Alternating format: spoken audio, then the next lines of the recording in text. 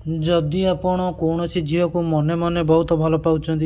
आपण ताको निजर करने को चाहते निज प्रेम दीवानी करने को चाहते ताको सबुदिन निज बसरे करने को चाहते ताले आपण कौन करेंगे कौन शनिवार न गोटे कागज आणवे कागज आनी प्रथम से झील ना लिखे जहाँ बसरे करने को चाहते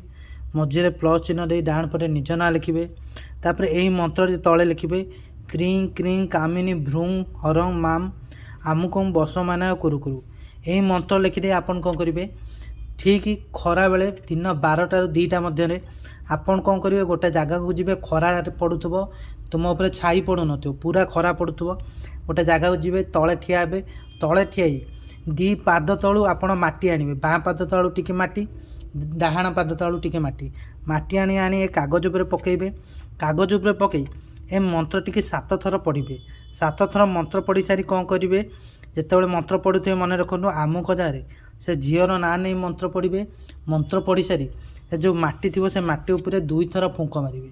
2 थर फुंक मारी से माटी की कौन करेंगे से झीर घर सामने नहीं पकई दे आसवे बा छिंची दे आसवे